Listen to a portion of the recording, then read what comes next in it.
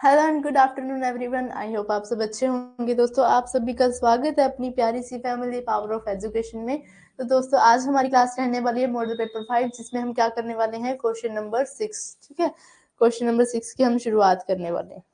विकास, hello hello ma'am जी, hello जी, hello, स्वागत है आपका अपनी फैमिली अपनी क्लास में। ठीक है, पेन, वेट वेट वेट।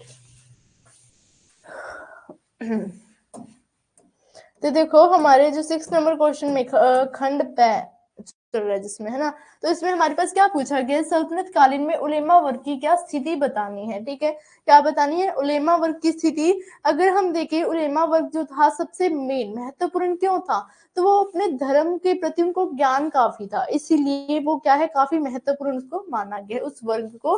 तो देखिए इसमें क्या कहता है, सल्तनत काल में भारतीय मुस्लिम समाज में उलेमा वर्ग की महत्वपूर्ण स्थिति रही है। किस चीज में, मुस्लिम समाज में। ठीक है, काफी अच्छी स्थिति रही है उनकी। यह स्थिति श्रेष्ठ रहने का कारण क्या था, तो मैंने बताया श्रेष्ठ क्यों थी, तो वो अपने धर्म संबंधी प्राप्त जो उनको ज्ञान था उसकी वजह से। पूरे सल्तनत काल में उलेमा वर्ग शासकों के कृपात्र और कृपा पात्र, ठीक है, कृपा पात्र बन करके सहयोग प्राप्त करते रहे। क्या, कृपा प्राप्त करके, कृपा पात्र जो है वो बनकर क्या करते रहे, सहयोग प्रदान करते रहे। उलेमा वर्ग तर्क शास्त्र, इस्लाम तथा अरबी के धार्मिक ग्रंथों, उदाहरण स्वरूप अगर हम देखें एग्जाम्पल के थ्रू, तो तफसीर, हदीस और कलमा, इनके श्रेष्ठ ज्ञाता थे। जो उलेमा वर्ग के जो लोग थे उनकी बात कर रहे हैं। ठीक है, तो देखो यद्यपि कुरान ग्रंथ में इनकी विशेषता के संबंध में अधिक वर्णन नहीं है। अगर हम कुरानों की बात करें, कुरान ग्रंथ की बात करें, तो उसमें जो इसके बारे में कुछ नहीं इतना बताया गया। तत्पश्चात इनके कार्यों तथा स्वरूपगत विशेषताओं के कारण यह अवधारणा क्या है, अवधारणा बन गई। देखो किस चीज के कारण, इनके कार्यों और इनके स्वरूप को देखते हुए क्या चीज बन गई, इनकी एक विशेषता बन चुकी थी, एक अवधारणा बन गई कि जैसे जैसा पैगंबर ने कहा, किसने कहा, तो ये देखना, पैगंबर ने कहा कि उलेमा का सम्मान करो क्योंकि ये पैगंबर के उत्तराधिकारी हैं। क्या करो, उलेमाओं का सम्मान करो क्योंकि ये क्या है, पैगंबर के उत्तराधिकारी हैं। और जो इनका सम्मान करता है वह पैगंबर तथा अल्लाह के प्रति सम्मान प्रकट करता है। अल्लाह के प्रति क्या करता है, एक तरीके से क्या सम्मान प्रकट करता है। ठीक है, और किसके प्रति, पैगंबर के प्रति, अपने अल्लाह, अपने ईश्वर के प्रति। आगे देखो, उलेमा वर्ग के, ये उलेमा वर्ग क्या कहते हैं, उलमा वर्ग। ठीक है, इसमें उलेमा ए दुनिया आते थे। इसके अंदर कौन लोग आते थे, उलेमा ए दुनिया। ठीक है, ये आते थे प्रथम वर्ग या फिर उलेमा ए अकृत। प्रथम वर्ग बोल लो, अगर ये उलेमा ए अकृत याद ना रहे ना, तो क्या याद रख लो, प्रथम वर्ग। ठीक है, इसमें धार्मिक ज्ञान में विश्वास रखते थे। जो प्रथम वर्ग में जो लोग आते हैं ना, वो क्या, धार्मिक चीजों में वो विश्वास रखते थे और सांसारिक एवं राजनीतिक मामलों से खुद दूर रहते थे। किस चीज से, सांसारिक इनकी दुनिया, और किस चीज से, राजनीतिक मामलों से वो खुद ही दूर रहते थे। जबकि उलेमा ए दुनिया का दृष्टिकोण राजनीतिक तथा भौतिक सुख सुविधा से परिपूर्ण रहता था।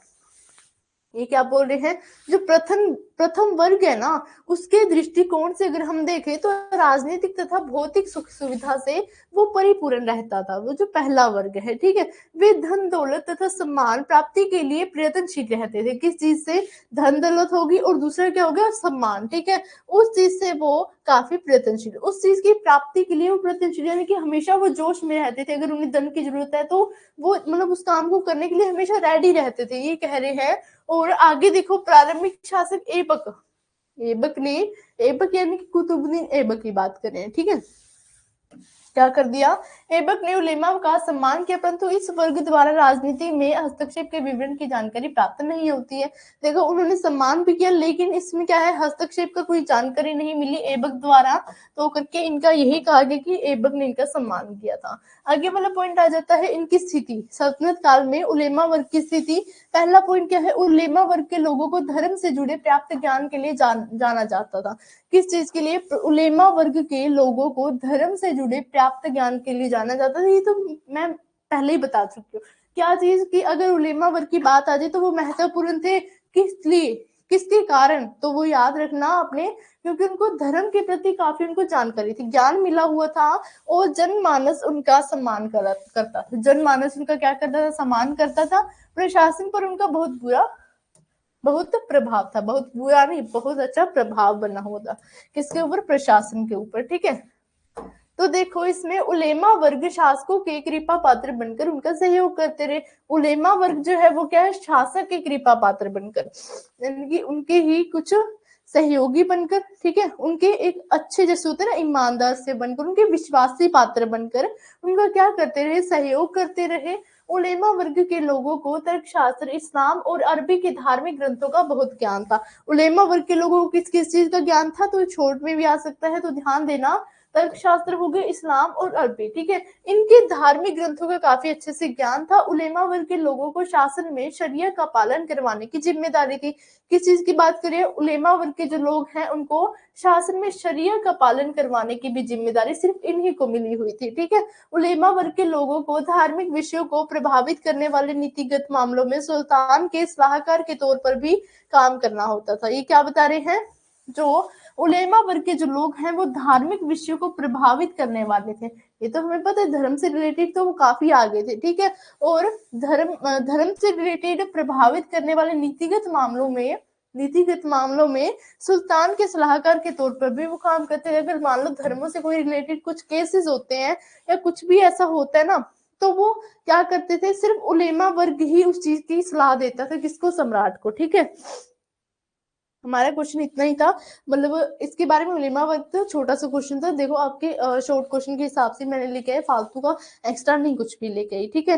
तो बैच के बारे में भी आप सबको पता ही होगा, ठीक है, कि अगर अपने आपने तो चलो ले रखा है, एप्लीकेशन पर ये क्लास हो रही है और मेरी तबीयत खराब हो रही है ठीक है।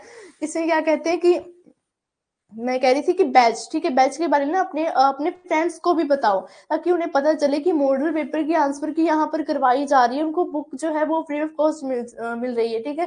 तो लगभग हर एक शॉप से काफी क्लासेस क्या, हर एक शॉप से काफी बुक्स निकल चुकी हैं। तो आप जरूर अपने फ्रेंड्स को बोलिए कि बैच लीजिए, उसमें टॉप क्वेश्चन आपको मिल रहे हैं, ठीक है। कंप्यूटर के भी काफी अच्छे नोट्स आपको मिलेंगे, हैंड राइटिंग नोट्स, जैसे हिस्ट्री के भी ये नहीं है सीधे से उठाएगी, ऐसा कुछ नहीं है, ये हमारे खुद के बनाए हुए क्वेश्चन है। तो आपको इजी इजी पॉइंटों में, देखो पॉइंट वाइज है ये क्वेश्चन, तो ये ध्यान रखना, ठीक है। एक और बात बता दो इसके अथवा वाले क्वेश्चन की, ठीक है, क्या बता दो, अथवा वाले क्वेश्चन की। अर्चना शर्मा, राधे, कैसे हो मैम, बहुत बढ़िया जी, बहुत बढ़िया, बस आपके सामने है, बड़े दिनों बाद दिखे।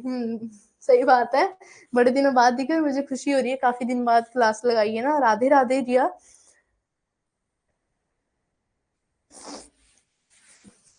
ठीक है, अथवा वाला हमारे क्वेश्चन देख लो। मुगल मनसबदारी व्यवस्था की विशेषताओं को क्या कर दीजिए, ये वर्णन कर दीजिए। एक हमारे पहले क्वेश्चन आया था, शायद फिफ्थ था, तो फिफ्थ के अथवा वाला अभी हमने पिछली वाली क्लास में ही किया है। तो उसमें क्या था, मनसबदार कौन थे, उसकी विशेषताएं, उसके कुछ लक्षण बताने थे, तो वो मैंने क्वेश्चन करवाया। लेकिन ये इसमें तो हमारे पास क्या पूछा कि मुगल मनसबदारी व्यवस्था, ठीक है। लेकिन ये वाला क्वेश्चन मैंने आपको करवाया है मॉडल पेपर 2 में, प्रश्न नंबर 11, तो आप चेक कर लेना जरूर, आपको मिल जाएगा वहां पर, सेम क्वेश्चन है, ठीक है। मॉडल पेपर 5 में दोबारा से अगेन आ चुका है, ठीक है दोस्तों। अभी हम चलते हैं, आगे वाली क्लास में ही मिलेंगे, ठीक है। अभी के लिए thank you, take care and have a nice day, okay bye.